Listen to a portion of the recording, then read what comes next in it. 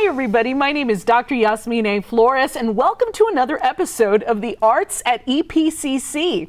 With me today I have two guests, double trouble. Mr. Frank Rimbach from the art department, hello and welcome. Hi. And with him he brought his student Sebastian Mejia. Good afternoon, thank you. Hello. Glad to have both of you on the show today. So Sebastian, tell me a little bit about yourself. I started UPCC in the fall 2018 in the fall semester, and I'm hoping to end it. I'm hoping to like finish it in the spring semester. Wonderful. Yeah. And so you've learned you've taken all the classes in art, right? Yes. Drawing. Have you done sculpture? No. Okay, 3D. I'm about to do 3D design 2 next semester. Wonderful. That's Thank you. really awesome. And you've done painting. Yeah, in fact, I'm taking painting this semester right now. In fact, I have like 2 paintings with me. Yes, you do. Can we talk a little bit about these paintings Sure. here behind us? Sure. And I would love to bring them forward, but I'm sure the cameramen don't want me to touch them, so I'm going to leave them right where they are. All right. Let's start with this one. So is this inspired by Picasso? Yeah, like Okay. I took inspiration from Picasso. Like we were working on like this abstract painting. Like at first I did the background over here like to like experiment with like mixing colors and all that stuff. Like mixing colors with acrylics like I got from like Hobby Lobby. And then yeah, after that I paint over them using like using a reference picture of me and one of Picasso's paintings, and I used that as a reference like for my painting. Okay. Awesome. Wow, this is really cool. And so do you have on a lanyard? Is that what that is? Yeah, it was a lanyard. Okay, very good. And so your little smile, just like Picasso's paintings, so just to kind of tell the audience, because there might be some people at home that don't know about Picasso. Yeah. Right? Can you tell me a little bit about how this looks like Picasso's artwork? Sure, because like the abstract, like the distorted like limbs and all that stuff, like the anatomy, like for example the hands, the arms, like the head. Yeah, that's that's taken from like Picasso, and like how he uses color, abstract like colors for like people like to make depth, depth and all that stuff. Very good. Yeah, that's super awesome. And I love your nose is on the side of your face over here. And then the smile is also on the side of the face. Yeah. Now, and then over here behind you. Well, before Yes. you go to that, Okay. the assignments are 2 assignments in one. So, like Sebastian was saying, we first started with exploring color mixtures using color theory to get an understanding of the palette and how far you could push the elasticity of different tones and values.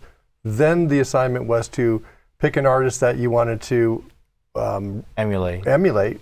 and a photograph of somebody, in this case a self-portrait, in that style. So it was kind of a surprise, I think, to the students, because they didn't know what then the next step would be. But I think Sebastian really successfully integrated the background abstraction with the figurative abstraction. And I thought it was really powerfully done, well drawn, and has an interesting expression. Colors are very clean and dynamic. He finished it sooner than the other students, so I then said, Sebastian, start another one. So Sebastian, you may want to talk about this painting, which was the next in that series. Awesome. Yeah, tell me about this one over here. It's supposed to be a bit more realistic, like realism. Like I mean, like there's a few like bumps, but yeah, like I was experimenting more on like realistic, like become more accurate to the picture I took of myself. Okay, awesome. And so you did your glasses here. I can see your glasses, and then you're smiling there. Yeah. So what kind of room are you in? Honestly, it's not like it was supposed to be like the same room like the computer lab, but I didn't have. But I was like trying to use like the colors I have like with me, like what were like the extra colors I have. So I had to like paint over, like make it more like a darker background to it. Got it. Okay, awesome. And I love the way you paint your hair too. Thank you. Yeah. Just love it. And then you have your little lanyard on here too. And that particular day you were wearing a purple shirt. Very good. Awesome. So what have you taken from painting? What have you learned in the painting class? Well, what I learned is like how we use like different colors like to make like more like like different colors to make like new colors and all that stuff, like green, like blue and yellow make green and all that. Blue and yellow make green, Right. like, or different shade of blue and green and all that stuff, like using black and white paint, acrylic Yeah, that's awesome. So you're learning about blending colors. painting. Yeah. Right? Okay, very good. And techniques about how to give it more texture, depth, and details and all that. Oh, I see. Okay. Yeah. So how did you come up with, like, tell me a little bit about your artwork when it comes to texture. Well, I try to like my best like to emulate like how it might feel, like for example like a piece of cloth. I try to make it like a little bit I don't know what's the word, like more furry or softer and all that stuff. So that's why I like try like to like wish like the paint and all that stuff. Okay. Like all make right. it like little, I guess maybe not too blurry about the paint or something like that, but yeah, like trying to like work on it like how like the texture is gonna feel and all that stuff. Oh, interesting. How interesting. So now tell me, what are you working on right now in the art lab? Well, right now we're working on the still life. Okay. Yeah. And are you, I know there are some still lifes, I've seen them Yeah. in the hallway. What is in the still life? A skull of like one of those you know in deserts you see like the skull of like a bull or something like that. Yeah, one of them is that. A porcelain doll of an angel. Okay. A couple like a piece of like a wrench, a piece of carpet, like two like drapes, like one blue and one red, and like a blue chair. Oh wow. Okay. Yeah. So how do you get started on a project like that? Well, first for what I did, like we tried to like map it out first, like do it like very lightly, like to see like what stuff is gonna be in the still life, and try to map out like where is gonna be which is gonna be in where, and like and vice versa.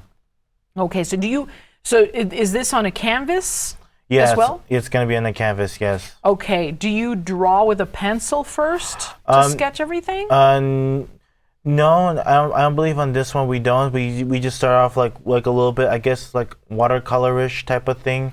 Okay. Like put some water in the paint and try like to draw like make it like really light so you can like find out like for example like what I just said about the mapping it out. Oh, okay. So traditionally in painting, you wouldn't draw to some extent. You'd work with very fast washes, and like Sebastian said, you'd map it out. Okay. So I think you started with blue and maybe umber, or blue and blue and umber, like brownish type so of then color. you're knocking it in because you're going to basically be changing it along the way. So you want to work as fast as you can for kind of this quick gesture. Then you start building up and tightening and putting the form in. It is a traditional way to work, and you can move through the information much quicker that way, as opposed to like a study drawing. So it's much more expressive. Okay. In some ways, it's much more dynamic when you look at it to some extent. And the reason for the still life is a lot of texture, a lot of pattern, a lot of different colors in different light,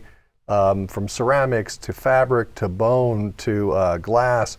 And so the understanding of how that all works in terms of using acrylic paint to build that up.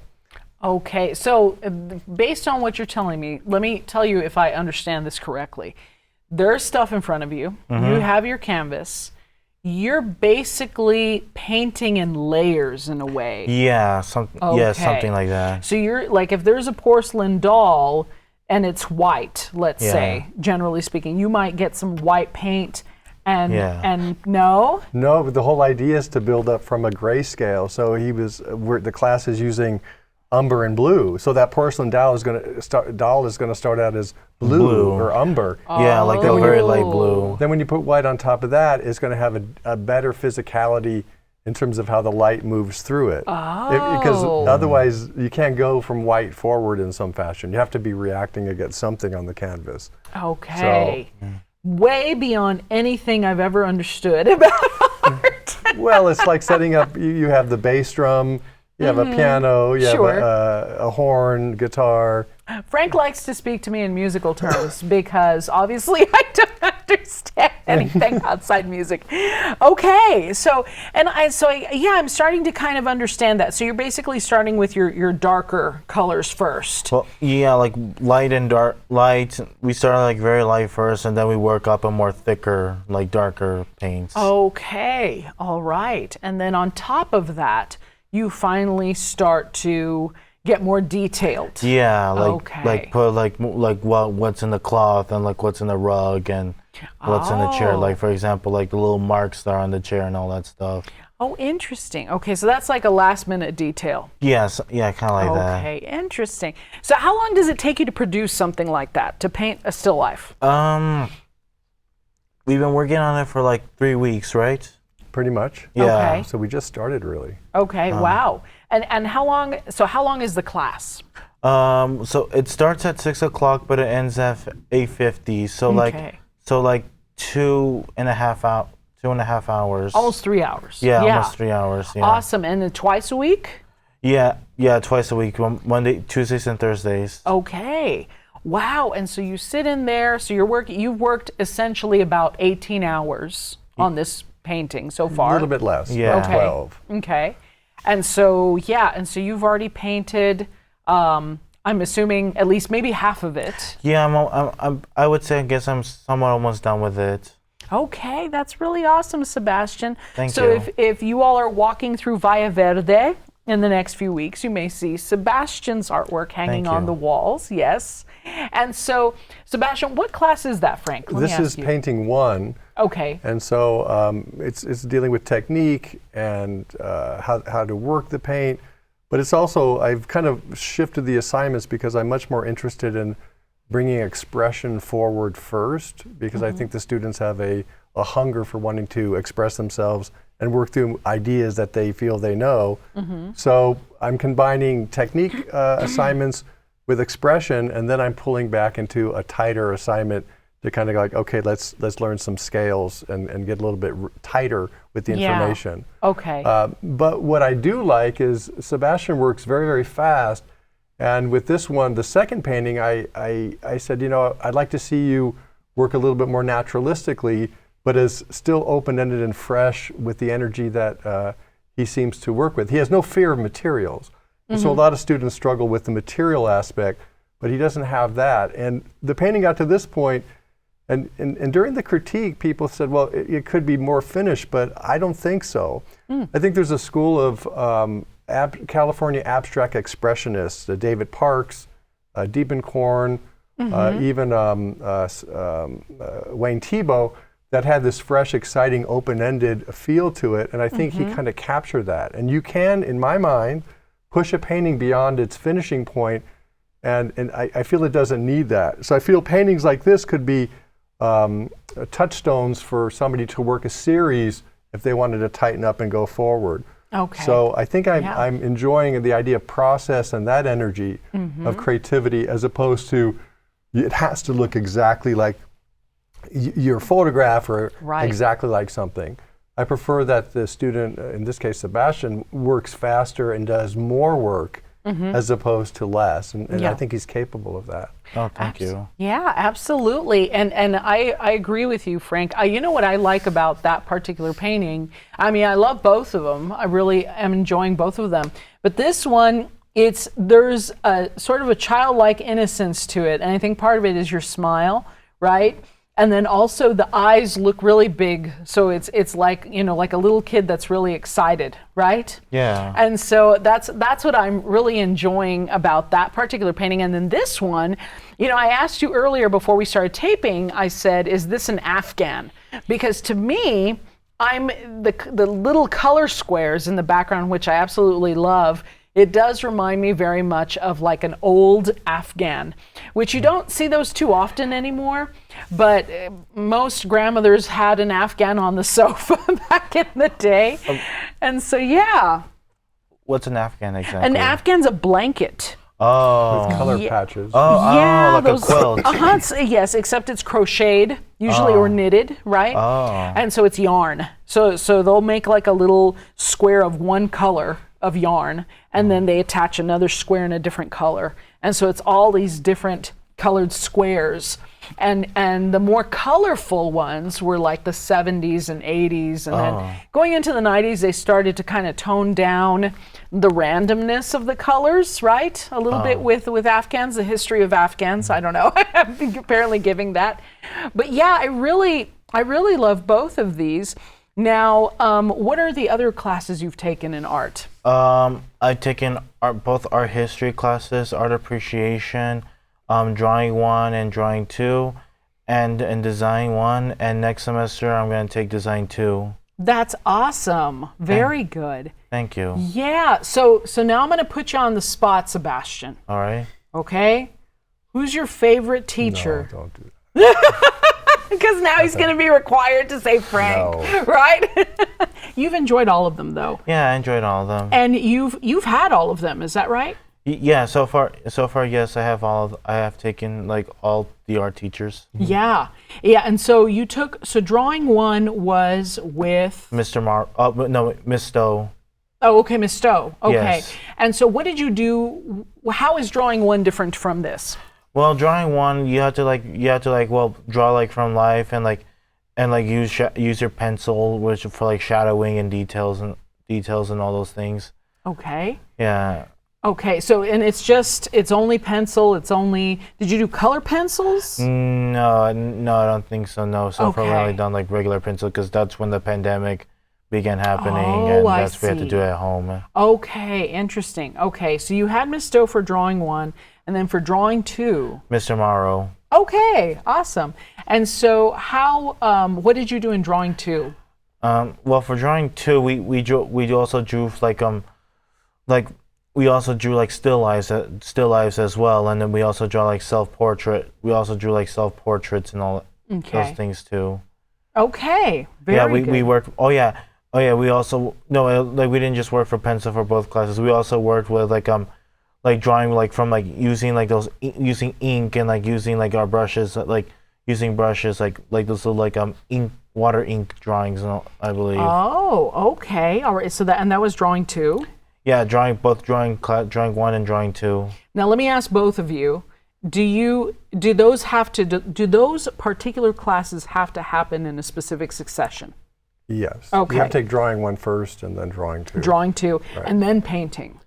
I think you have to have just drawing 1 to take painting, if I'm not Okay, mistaken. Yeah. got it. Okay. So yeah, I'm trying to kind of figure out the prerequisites. I mean, the foundations are important because some of the solutions require an ability to draw. And so that buildup is important, like learning the scales in music or learning the notes or the chords. So Sure. otherwise you could be left floating and not knowing a little bit of the information, you're kind of lost. Sure. So it does help with the foundation of that beginning background. Okay. Very good. So when you did these, was there you guys can clarify this for me because again, I'm not coming from your area. I've seen people make paintings where they do draw first, right, with a pencil. Some do, yeah. I do. Okay. I noticed that. Yeah, some people like map out things first, but using pencil and all that stuff. Using pencil, and then that's when they like draw. But in this case, for like my abstract, I had to draw map out first using chalk. Like, oh, interesting. yeah, Okay. and that like helped me like which goes where and all that. And Okay. stuff. Okay, awesome. Very good. So you spent a little more time on this one. And then you just painted, but with this one, not so much. Was No. it just painting? Yeah, I was just painting. Oh, that's very interesting. Very good. So drawing 1, drawing 2, tell me about your art history classes. My art history classes, well, since it was during that pandemic, I had to take them online. But I remember like learning about like different eras of how people made art, or like not just also art, but also like cathedrals, like in some like the ones in Notre Dame, in Italy and in United Kingdom, like how like they use like these like those in church you see like those like colored Yeah, the stained glass. Stained glass, yeah, like stained glasses, and like how painting, and like how what different techniques like different techniques like these painters used back then, and like also like how like Aztecs like made how like the Aztecs made their made like their civilization, like their buildings, and also the and also like how Native Americans like lived and what was their culture like. Okay. Yeah. Oh, wow. So you learned quite a bit. And it sounds like you enjoyed yourself too. Yeah, I enjoyed it. Very good. Very, very cool. So let me ask you, because the reason why we have you on the show is you were advertised to me as a very fascinating person. Yeah. And tell me about your other interests that are related to art, like music. Yeah, I like to film. Or film. Oh. Yeah, I like to listen to music and watch movies and shows for my spare time. And Awesome. What's your favorite movie? right now I'm enjoying this movie called Clerks. It was like this indie movie from like the 90s. It was directed by a man named Kevin Smith, and Oh yeah, I remember Kevin Smith. Yeah. Yeah. Okay. yeah, he also made like these and I really enjoyed it. I thought it was it was very vulgar but also really really funny. Yeah. And so do you prefer, what is your favorite genre? I guess maybe I enjoy comedies, but I like to dabble into other genres too. Okay. Yeah, I like comedies as well. Very good. Interesting. And so, and music, what do you love to listen to? I don't have a very specific type of music. I enjoy like if it's good, like the Beach Boys, the Beatles, Frank Zappa, and Wow. and yeah, like any music that I think is pretty good. Where do you find inspiration for your artwork? Usually, I like to like look at stuff like from like Instagram or like Twitter, but I also like to read like watch cartoons like or animation and also comics as well. Oh, interesting. What kind of animation? What do you mean? What do you mean by that question? So, like, when you're looking for inspiration in animation.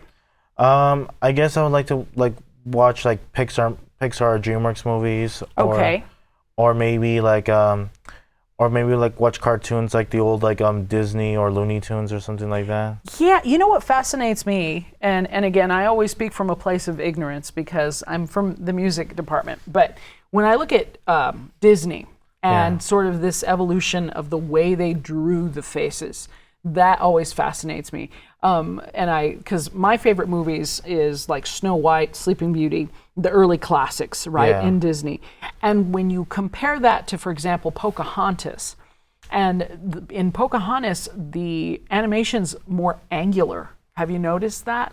Yeah, like the designs are a bit more like a bit more stylistic, like stylized. Right. And I've always wondered why that is, and that's something that fascinates me when I look at some of these different movies. Because when I look at the Lion King is modern, but it's more rounded. It's more like the old style. Yeah, like I heard like that the crew had to visit like Africa, like to get to get the references, but also study like how these animals like lions move, but also give them like style, like it's a combination, like a bit of a combination like realism and stylization. Okay, yeah, exactly, yes. And so, what is your favorite Disney movie? I don't have like one particular, but I do enjoy like it's more Pixar, but I do watching like the Toy Story movies and also Inside Out, and then up and more recently, Turning Red, Turning Red, one of the more recent movies. And that's a totally different, that's all computer animated, yeah, right? Because there's something that's more realistic looking about that animation. It literally looks like toys that are actually moving. Yeah, you know? I also enjoy looking at also like stop motion animation too, like like using Gumby, right? Yeah, like Gumby, like the California Raisins. Oh yeah. And Annoyed, and also like the Wallace and Gromit shorts, and what else? Oh yeah, and then also like a movie called Coraline and another one called Missing Link. Okay, and I know Coraline. Yeah, I know that movie. And you're right. Yeah, so Gumby, that goes back a ways. That's I think even my mom's era. Because it was literally clay that was slowly moved each time, right? And then the California Raisins, that was that was the 80s. Yeah, right? that was also done in clay. Yeah, and I remember the California raisins, and it was literally all start off as commercials for Sunmaid or something, Yeah, or Raisinets. I forgot what it was, but very, very fascinating. So do you see yourself doing anything like that?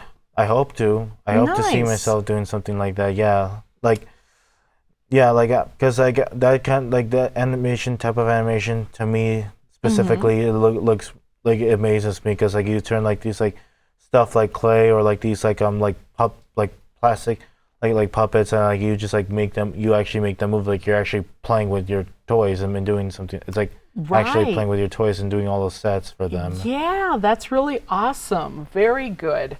So now, Mr. Mejia, to wrap up the interview, where do you think, where are you headed once you get done at EPCC, where do you see yourself going? Well, next year I'm going to NMSU and Nice. I applied there and they said I get to start next year in their fall semester. Wonderful. That's very good. Well, we wish you the best of luck. And of course, we're going to miss seeing these beautiful paintings in our hallways. Thank but you. hopefully we get to see them in a gallery soon, right? Hopefully, yeah. Yeah, absolutely. Well, you're a joy to speak to, and it's been lovely having you and your paintings, and I'm glad that you brought Mr. Rimbach with you today. I'm glad Sebastian brought me today. Yes. Thank you. Yes, of course. And then I will tell everyone at home about the art program at EPCC. Our coordinator right now, Sarela Aguilar, is one of the coordinators for art. And so you can contact her and talk to her about the art department. And that's at Valle Verde, but there's art departments at all the campuses. Absolutely. And Frank is at RG, yes? At Rio Grande? Yes. Come see me. That's right. So if you're interested and you're in that area, come by and see Frank.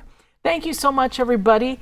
Thank you for a great show, the two of you. Thank you. And we look forward to seeing you and your artwork soon. Thank you very much. Okay. ma'am. Thanks so much, Yasmine. Take care, everybody. Thank you. Bye-bye.